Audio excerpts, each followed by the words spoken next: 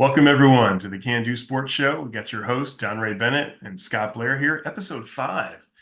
We've got a So super far. awesome slate for today. We got Holy Cross repping today. How you feeling, Donray?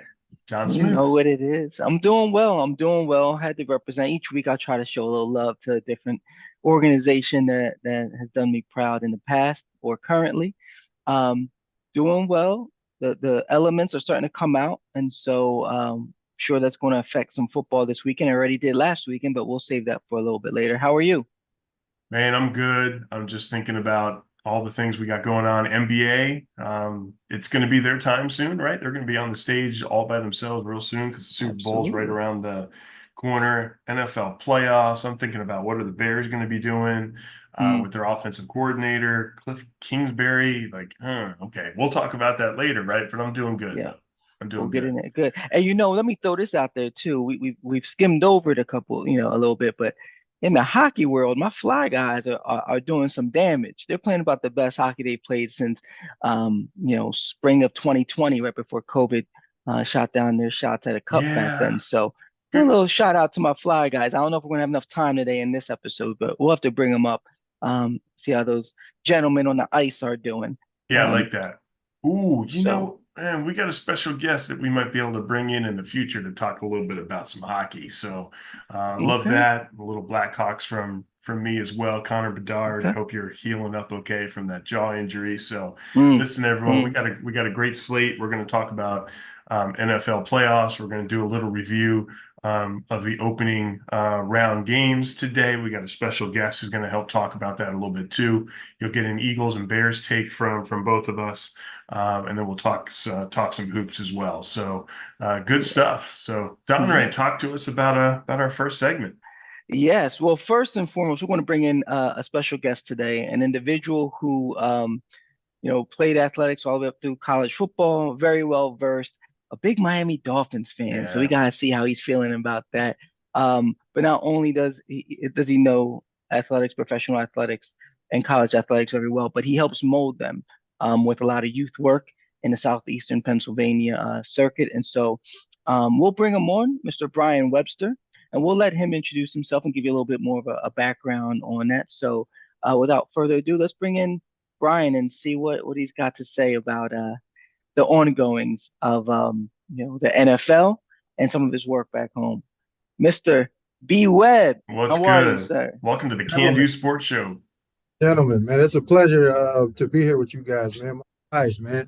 Especially talking sports, but just to see y'all, just to see y'all. Well, it's always a pleasure. Now we did a little intro. We told people a little bit about your background, being all the way up to a collegiate athlete, a star at Kutztown University football program. Um, But let's start with what you're doing currently, working with the youth and how you're molding the next generation of athletes. Talk to us a little bit about that. I'm the head coach of Methacton Youth Warriors football team. Last year we were 11U. Next year we'll be moving up to 12U. My son plays, so I thought it'd be in life when it comes to actually coaching him. Um, for y'all that don't know, I didn't even play any youth sports other than like the rec league basketball and stuff like that. I couldn't play football for two reasons. My mom raised me by herself, right? And church was Sunday. And in Delaware, all the games were Sundays. She said, absolutely not. So when I turned 10, she got married. We moved to Norristown, PA. And I was like, all right, well, they play on Saturdays. What's up? I'm about to join. And it was weighted football. In Delaware, everything was no weight, no limits. I get up here, it's weighted. I was too big to play for my age group. So I had to actually wait until seventh grade to actually get into football. But I vowed that if my son wanted to play a sport, whatever that sport would be, I would volunteer to coach it, even if I didn't know it. But he chose football, and I've been coaching him since kindergarten. So next year we'll have the 12U program in Pop Warner for Bucksmont. So we should be good. We got some good returners coming back. And I also do I volunteer for SWAG, Students Will Achieve Greatness 7 on 7. This will be my eighth or ninth year. I coached the 18U national team for years. Um, Likes of Tegan Wilk was a starting safety down at ECU. He just transferred to Houston. The transfer portal is wild, by the way. Yeah, for real. But we got Tegan Wilk. We had running back that's at East Stroudsburg right now. Tyreek from out in Downingtown, really good kid. Malcolm Folk was a starting safety at Syracuse. He's now starting safety at Kent State. He just transferred. Marlon Johnson from Wissahickon. Remember this name. I said it here. Receiver. He reminds me, and listen to this, he reminds me of Plaxico and Mike Evans. Okay. Plaxico and Mike Evans mixed together. He was at Buffalo for the last couple of years. He just transferred down to, I think it's Florida FIU. Yeah. Florida International. So now he'll be playing in warm weather. That kid's amazing. But several other kids, like we got a bunch of PSAC kids from Kutztown. Obviously, Antoine Lloyd was one of the star corners, standout at KU that came through that program. But it's just a great program because we just teach the kids the fundamentals of football, but then we also travel and they actually, so you get your local, kids from all over. We had, Stone Hollenbeck, that was the quarterback for Southern Columbia for all those wins. With Julian Fleming, the kid that just transferred to Penn State. Way up there, out in East Bumble in PA to drive 2 hours to come practice with us because of what we're teaching these kids.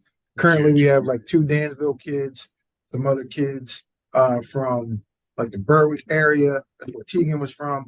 I mean, it's just great to see the development that we give. We're able to provide for these kids and stay connected with them throughout their journey. But again, it's literally just the passion of loving football.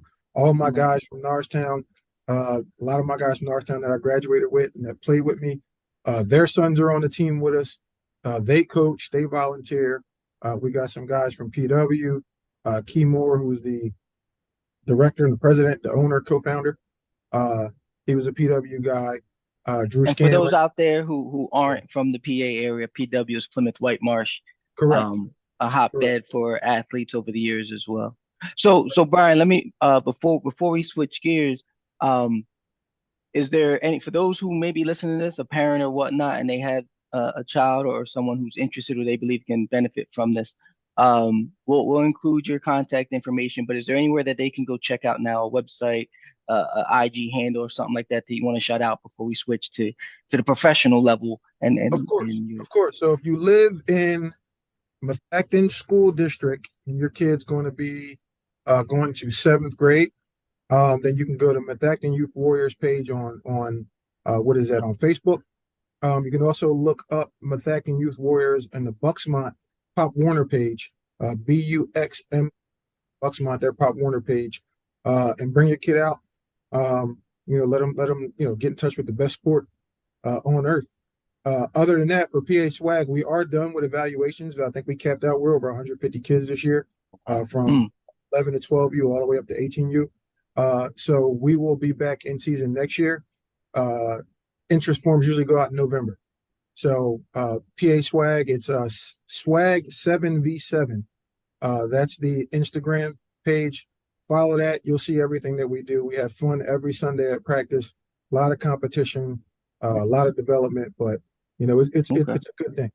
Ooh, that's amazing. We'll be sure to include those links in the description below this episode.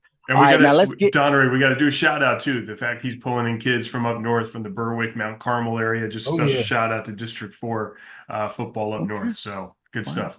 And for those we have some out of state subscribers, so we're talking some deep Pennsylvania. I mean, this is Pennsylvania area. The likes of your Ron Powell. There you go. From Berwick. Come on now, I know you. Don't forget about the Ishmael brothers. Yeah, Wilkes-Barre, GAR, Wilkes-Barre, GAR. We got a lot. All right, but this isn't a shout out. This isn't an OPA shout out. So let's get down to it. Love it. All right, now some of us suffered some severe loss this past weekend, and we're just getting over it. It's been a few days. With us, B is a diehard Miami Dolphins fan. And so before we get into what happened last weekend, let's just start there, as it was a Saturday game, one of their first playoff games. Mr. Webster, what's your synopsis on the KC Miami game? the outcome was what I expected. I think this is the first game that I've watched this year where I had zero expectations. Um, and there's a bunch of reasons, but to me, stats don't lie, right? And I'm talking about corresponding stats that are if it's this, this is what happens. And that stat I'm talking about is Dolphins are in the last 5 games with Tua, they were 0-4 in weather under 40 degrees. Now, 2 of those games very close, right? Don't get me wrong. 2 of those games very close. However, that's the stat, right? So you lean towards maybe that's going to be the case. The other thing was to me was the two biggest glaring things that I knew we needed was to get pressure on Patrick Mahomes. The first time we played them in Frankfurt, Germany, Chubb and Jalen Phillips were in his face the entire game. By themselves, 4-man rush, we were able to keep everyone in the popping.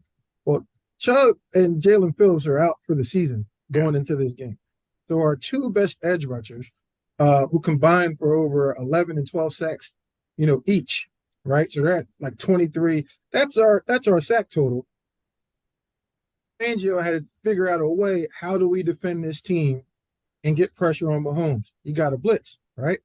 It's not going to work against Pat Mahomes. 2 in the league against the blitz. Number 1 was Tua, right? So if you're going to he does, you're going to lose the game. And it's exactly that. But then they started doing 0 blitzes, which is when you bring everybody and you just pray that the people on the back end can tackle. It worked a few times, but not enough. Now we did hold them to 1 touchdown and a bunch of field goals going into the fourth quarter, but our offense didn't score. And there's reasons for that too. Yeah, let's dive into that because in my review of the game last week, I was telling, and I think Scott agreed, the reason why I had Miami potentially, I thought it was a coin flip, but I was going with Miami simply because the Kansas City hasn't shown an ability to really throw the ball effectively this year for a myriad of reasons. But then I also thought what plagues the Miami offense, just like it plagues my Philadelphia Eagles offense, which is pass happy, trying to live in 2024 when your strength really could be in the run game, as demonstrated by, I don't know, statistics all year round. And I thought the weather was actually going to play in Miami's favor. I thought with the weather and some folks being down, they would be forced to see the light and say, okay, we got to run. And then that would work to their favor because, in my opinion, yes, you have the most explosive player in the league in Tyreek Hill, and then Waddle, and you've got a great passing offense. But those heavy hitters, that line and that running game could really have done damage. So I thought it was going to be old school start from there and set up the pass, and by fourth quarter be throwing it everywhere like I thought the Eagles would do. But it didn't quite happen. So what could have changed? For Kansas City. Say it again. Coordinator for Kansas City. I forget his name. Matt Nagy. Huh? Matt Nagy is the offensive coordinator, the former Bears coach. Defensive coordinator. Oh, defensive? Okay. Sorry, I had to throw a little bit of Matt Nagy shade. The guy that blitzes all the time. He was in Pittsburgh. He was in Pittsburgh. Oh, man. What is his name? Just lost him. He used to be, why are we blanking? Keep going. I'll remember. I'm going to look it up really quick. Bring it up. I got it. Spagnuolo. Yeah, Spagnuolo. Steve Spagnuolo. With the Giants. Yeah, Giants boy. So, Donray, you just laid out everything Steve Spagnuolo knew would happen. Yeah, true. Right? So, we get our starting right guard back. We have our starting right tackle. We got our starting left tackle. We still have, I don't call anybody bums, right? I don't call anybody bums. But in NFL terms, right? Our left guard, certified bum, right? You got Robert Jones in there. He's been injured all season. He played the last 2 or 3 games and he was terrible. And then we have Liam Eichenberg, who is a journeyman across the line itself. Center, because the best center in all football is not Jason Kelsey. It's Connor Williams. Because when Connor Williams played for us, listen to me. Why? When Connor Williams actually played, guess what our record was? Let us know. played 7-0, not even close games. We're fine. Everything's great. As soon as he goes out, straight downhill. But I digress. And the Chase Claypool dynamic, but go ahead. They put their best defensive tackles, which is Chris Jones and the other guy, directly on those two. They weren't lined up on any other lineman the entire game. They were on those two. We like to run left. If it's the center and left guard, and you put Chris Jones and the other guy on these two, and they're getting beat the entire game, I think A-Chain averaged like 1 point something, right, on his few carries, and Mostert was at like two and change. It was like 2.8 or something. We could not run the ball because of that. They packed the box because they knew their receivers are too fast to break on this ice. They're not going to be able to do anything but go this way or this way. So they're not going to run any route. So you know what? We'll jam them. You can go look up the YouTube clip. Oh, I saw Tyreek taking Tyreek Hill's lunch. And that wasn't the only time it happened. So it's one of those things where if your first read is on his face, and now you're backpedaling because of the left guard and the center, McDaniel had no clue what to do once they took away the run. It was, okay, the run's not there. What do? We have to throw the ball. Now Tua is backpedaling, right, because of inside pressure, and he's throwing off his back foot. Now, and see, but that's what irks me. I can't keep. That is the reason, but I feel like that's not a valid excuse for the simple fact that that's where moving the pocket comes into play, and misdirection, and a dynamic screen game, not just the base. And I'm talking to you, but I'm really talking to the birds because it seemed very similar. It's like, okay, when something doesn't work, like a solution at the end of the story isn't, they knew what we needed to do and they stopped. It was like, you get paid to coordinate too. Like, and they didn't. What do you do? And so, but now in the interest of time, because what we're doing is we're really peeling old wounds off, and we apologize. But why don't you tell us what you see happening going forward? Who's your picks with the games that remain, right? We got 4 coming up this weekend. And then after that, what do you see in the championship, and who do you see winning it all? All right, before we get there, I just got to say this. If McDaniel would have came out in a heavy set offense. That's how you run against what I talked about, right? KC wouldn't even thought that we were going to come out in 11 or 12 personnel with more tight ends and tackles on the field. They would have been like, oh, snap. Yeah. One, right? Do what the Browns did. They lost. Do what the Browns did. You know what? We're going to run it regardless. Yeah. That may have worked. He tried to do it out of his regular sets. KC knew it. Moving forward. That's playoff prep, by the way. That's how you know who's been there before. Yeah, that's Jim Harbaugh. That's Harbaugh. Yeah, everything. Go down the list. You just gotta know. You don't gotta outsmart anybody. You gotta say, what are they going to try to do to they know we're going to try to run. And the conditions, right? Run game coordinator. And the conditions. And the conditions. How do you put snow tires on? You go 11, 12 personnel. Who's probably the best run game coordinator of all time can't put together a run game. Anyway. Yeah. Sorry. Okay, so talk to us. We'll start with Houston, Baltimore. I don't like Baltimore off the bye. Baltimore was hot because they were smacking people left and right, game after game. They're down Marlon Humphrey. 3-week bye. I don't like. Houston's offensive line is arguably one of the best offensive lines on the left side. Like Laramie Tunsil, we shouldn't have ever gave him up. He got banged up though. He got banged up last week. I don't know how serious it is. I think he came back and finished. But and he stonewalled Garrett 1,000 times. But if they can't Stroud, it's going to be a long day for Baltimore because of how the kid's good. Kid's legit. However, this may be the game where CJ Stroud becomes a rookie. Cinderella. And it's okay. It's okay, right? So I think you can't really judge the game off of, ifs, but you can judge the game off of Baltimore's the best team in the league right now. That Baltimore defense is nasty. They should win the game.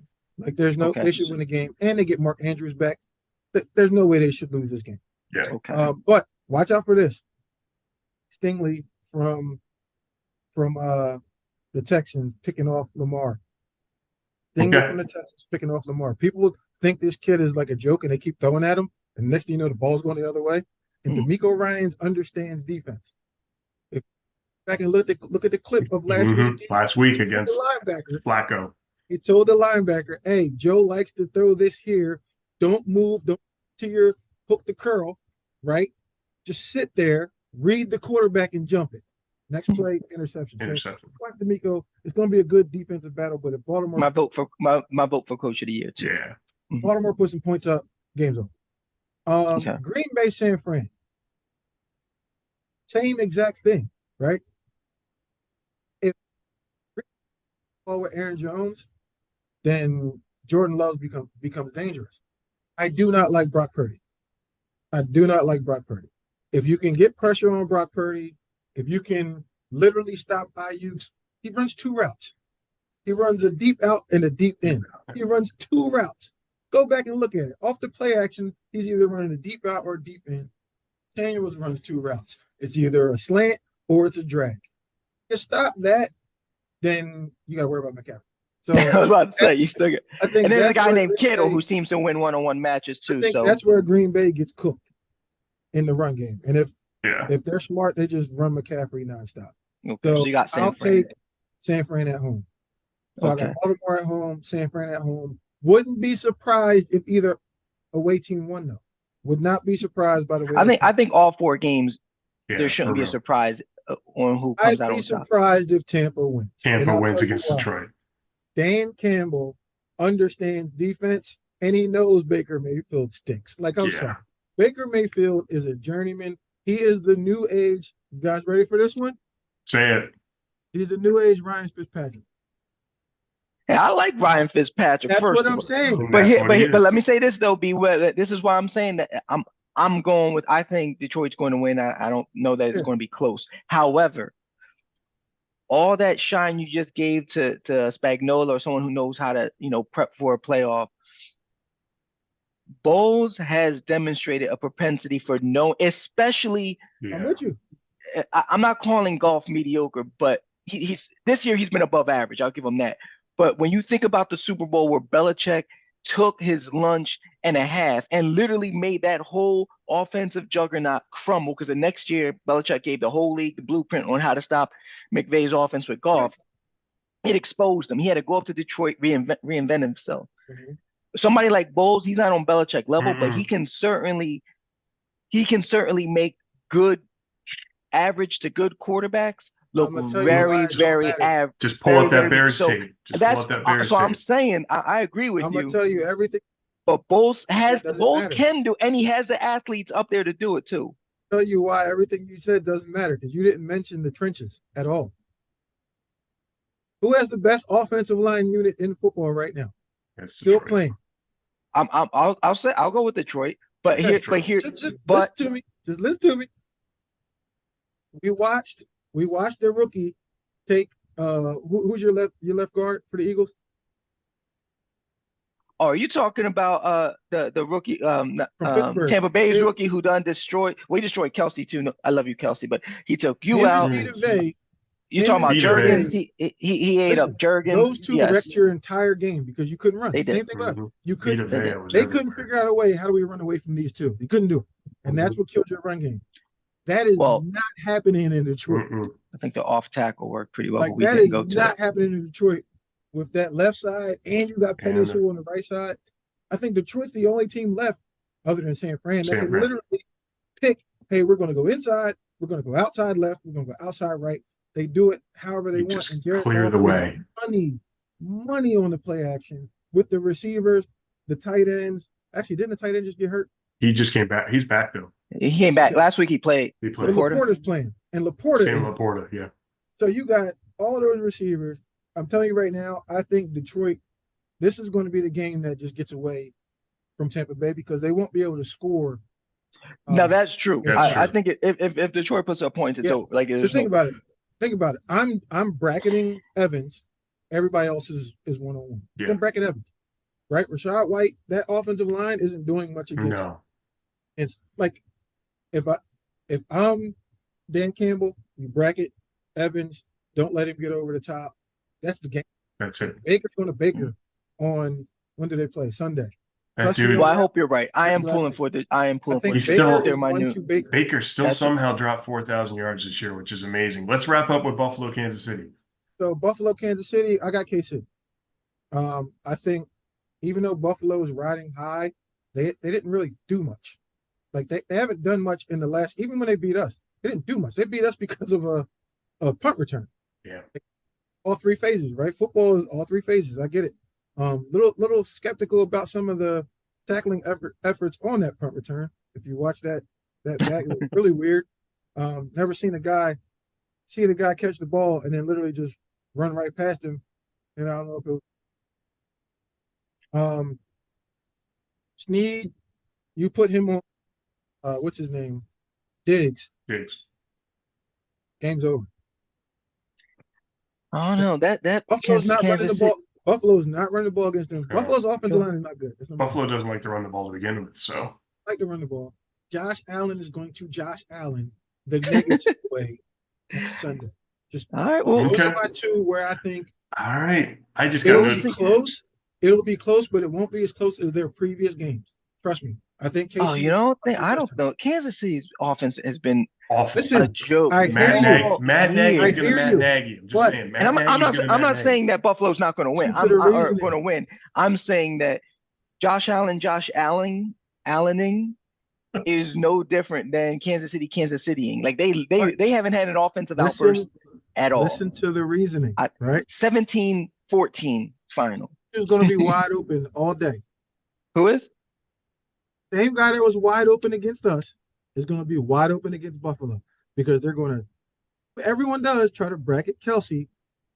Rashid Rice. What is it? Not Rashid Rice. What's the? No, that's the running back for what's name? Whatever the kid's name is, number 4. Rice. For Kansas City. Rice. He is going to go off. Buffalo does not have a cornerback at all. No, got hurt. What's the weather going to be Their like? third string corner is out. Buffalo down is currently 14-3. getting like 2 feet of snow right now. So All their corners are out. They have no one. All they have is their safety. That's it. And they don't have a linebacker. All their linebackers are out. But one thing you're forgetting, B. Webb, is something that Mr. Blair has let us know constantly on this show. Their offensive coordinator is Matt Nagy. Oh, never he mind. finds a way to not score. So Unless they're playing the Bears. That's the only offensive outburst they had all year was against the Bears. I will say this. There's a few people that deserve to be fired throughout the league. Matt Nagy, Brian Johnson, get him out of here, right? Because those are 2 offenses that should have yes. Thank you for the reminder. And they just weren't. And in the KC sense, what are you practicing? If guys are just dropping balls in game. Yeah. What does your practice look like? Eagles, what does your practice look like if guys are just whiffing on tackles? Dolphins, what do your practices look like if you're letting the quarterback just run past everybody and you're not even trying? That just goes to show. Hargrave said it. He said, hey, that Eagles practice was a little soft compared to what we do out here. Yeah. I believe it. Why do the Niners tackle so well? They practice it. So well? They practice it. Practice tackling. B-Web, this has been good, man. We appreciate the breakdown and definitely a shout out to you for all the amazing work you're doing with the youth program down at Methacton. So glad we can get you on the show today. Yeah, I appreciate you guys, man. I'm glad y'all doing what y'all doing. Keep it up. You too, brother. We'll talk. Good luck. Gotta get y'all the stage like Cam and Mace, man. We do. I'm in Ohio. You know what I mean? If I get back to PA, we gotta make sure that happens. There you Appreciate go. it. All right, fellas. Peace and take love. care. Peace. So with that, Mr. Bennett, let's wrap up with a little bit of a snapshot of maybe our 2 respective teams. Let's do a quick Eagles and Bears shout out, and let's bring this home as we wrap up episode 5. What say you? Eagles, thank you for another season of entertainment, quality time with my kids to watch you perform. It's too easy to take shots at you at this point, so I will wait until you make your decisions on personnel going forward. I'll reserve until then. So thank you for the 18 weeks of regular season. I do believe it was, I can't judge an individual's effort. It just appeared as though effort may have been in question for some of you, but that's it. I really don't have much to say beyond that. Thank you for a season of entertainment. That's it. Okay. Shout out to Kelsey, whatever he decides to do. Yeah. It's been awesome to And watch him play. Fletch, I think it might be Fletch's last one, maybe his last one. Brandon Graham, I think, is the only one who said for sure he's coming back. Hanging out. JK, yeah, you're a legend. He knows that he knows he's loved. So, um,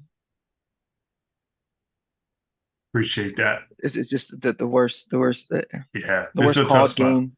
The first Oh, play here we go. was a See, I was waiting. 9-yard I was run. waiting for this. The next play was a 4-yard run. Got a first down. And then we First two decide. plays, 2 rushes, 1 first down, 12 yards.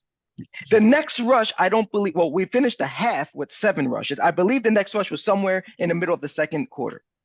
At one point, you had 13, 14, There maybe it is. 15 straight pass plays. What world are you in? I was waiting for World. this. See, we just had to keep yes, with turning. so if they Eventually, dominate the inner trenches, you do some things. You run some in outside zones. You run real. If I see one more, if the next coordinator runs a bubble screen with guys that weigh 4 pounds blocking and breaking their ankles, all because you want to get -1 yards. What run a regular screen, a middle screen. Let these guys. They were getting pressure up the middle, so let them come. That is Every blitz up the middle. This is how we combat a blitz. Let's go to an empty set and run what? Like it was the most egregious. I never pretend to know as much or more than any of these professional players or coaches. I know for a fact if you're doing that every day, you know more than I do. But I can't rationalize how you kept doing the same thing, empty set. And then what? go watch Green Bay. I'm How done. did they I'm done. counteract Yeah. how do they counteract the pressure, man? I'm with you. So It was just that was tough how to the watch. Bears. How talk to us about the Bears. I didn't want to Well, talk about the birds. I'll It's just keep that, it. I'll keep it short. I went on a little bit of a tangent last show about what they're going to do in the draft. I see that they had over the course of the last week interviewed, I think, up to 9 candidates for the offensive coordinator. The only thing I want to say is this: if they decide to draft a quarterback, we kept talking about the Kansas City Chiefs are going to Kansas City, and et cetera. The Bears are going to Bears, because every other franchise, if they were in this position, would have fired everybody if they're going to bring in a new quarterback and reset everything. The Bears don't do that, and guess what? They mess it up every time. Top draft pick. They had John Fox. Why are you keeping him around? We'll see if we can figure it out. You draft Mitch Trubisky, and then what happens? John Fox wasn't any good for the team. And now you've got a brand new rookie quarterback who's now going to be on his second coach in 2 years. You bring in Matt Nagy. That doesn't work out. And then what happens? Matt Nagy ran its course. Of course, we have the double doink situation, but nonetheless, with Trubisky, and it's like, oh, okay, we should probably get rid of Nagy, but now we have this top draft pick. What should we do? What should we do? Let's keep Nagy and let's just pick another top quarterback. You bring in Justin Fields. A year later, what happens? Yeah, Nagy wasn't any good. You dump him. Now you bring in another coach. We've done this twice in the last 6 years, and now it's our third time. So if you're going to draft another quarterback and you didn't dump the staff, we know what happens. It's happened within the last 6 years twice. So I say all that because I am not a fan of drafting a quarterback if you're going to maintain the status quo. If you're going to keep the head coach, that means you're keeping Justin Fields. You're bringing in an offensive coordinator that's going to build with him. And I think that's what they should do. I actually think that's what they should do. I saw Justin Fields too much cut up the whole world playing for Ohio State. This guy knows how to play quarterback.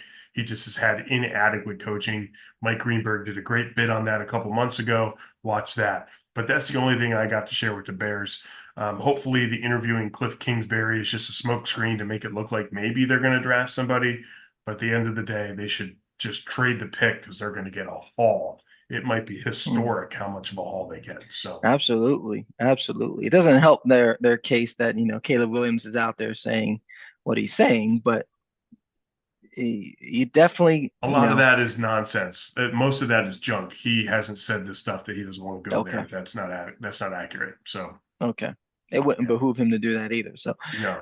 Well, that's good to know. So Yeah. anything else you wanted to touch on? We How about some Yep. closing, just real quick, closing thoughts, everyone? Next episode, we'll jump in a little bit to hockey and the NBA. But shout out to the Sixers. Had a chance to see them a couple days ago in Yeah. person. Awesome experience. Really, really great job by the staff down there. Sixers looking great. MB's looking good. Bulls had a good win recently. They're on a pretty good win streak here. Looks like they're starting to balance things out. Maybe they're not going to dump everyone real quick. So NBA is starting to heat up. We're going to have All-Star break in just a couple of weeks. So as the NFL wraps up, it's going to be their time to take the stage. So a lot of stuff for us to watch and highlight on. Definitely want to get into college hoops, the women's tournament as well. Caitlin Clark's still out there doing amazing stuff. So Yep, yep. I second all that. I definitely can't leave out my home team, the Sixers. That head-to-head matchup with Jokic and Nuggets was that was phenomenal. nice. The back and forth, the offensive explosion. I would love to see that in a finals. Of course, we just got to get out of the second round at this point, Yeah. but that would be they match up really well with each other. If Tobias Harris is going to play like that. Then the combination of him and Maxi really do cancel out the Murray, that Murray second, Batman type atmosphere that they have going on over there. Um, Phenomenal. That was a great matchup. And I would love to see that down the road. So, and you had two MVPs play like MVPs. You can't, there's nothing not to like about that game. Yeah. So, yeah, I look forward to college hoops, women's athletics, saw some amazing things, and can't wait to talk about that as well. But for now, it's playoff weekend. Gotta be hyper focused on what's going on, and that's where we're at. Enjoy the games, everyone. I think you're going to have my picks as you're going to have. I think we're going to see Buffalo and Baltimore, and I think we're going to see San Francisco against Detroit. That's going to be my four picks for the weekend. Anything? What are yours, Donray, as we look to wrap up? I have Buffalo finally breaking the curse, and they'll be going up against Baltimore, and then I've got Detroit um, taking on San Fran. I'm Yeah. pulling for Green Bay, but I think San Fran's going to do it. Okay, so we're aligned there. So thanks Yep. everyone for joining us. Hopefully you enjoyed episode 5. It was great to be able to bring in our dear friend Brian Webster. Salute to him again, and enjoy the games this weekend. Peace.